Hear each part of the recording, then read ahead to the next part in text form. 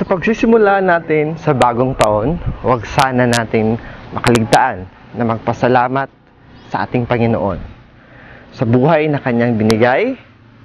At heto, nakatayo pa rin tayo sa kabilaan ng napakaraming pagsubok sa nagdaang taon.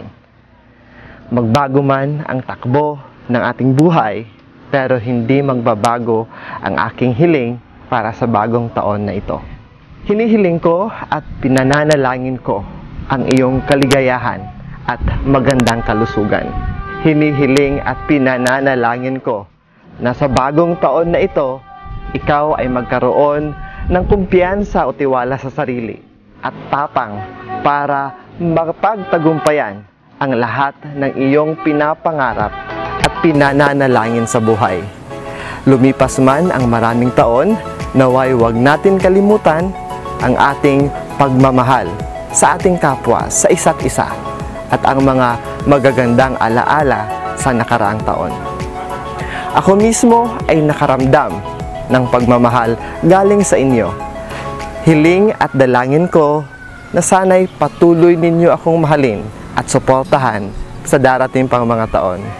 Ngayon, bagong taon na naman, naway mabago ang direksyon ng ating buhay at kapalaran patungo sa mas masagana at mas matugumpay na bukas. Mabago ang ating mga prioridad sa kung ano ang mahalaga at makakabuti sa lahat. Mabago ang ating pag-uugali at kilos, hindi lamang para sa sariling kapakanan, kundi para sa ating sariling paglago. At magbigay daan para sa mas malakas na pananampalataya at relasyon natin sa ating Panginoon. Naway, matupad natin ang ating mga New Year's resolution para sa ating sarili at sa ating mga mahal sa buhay.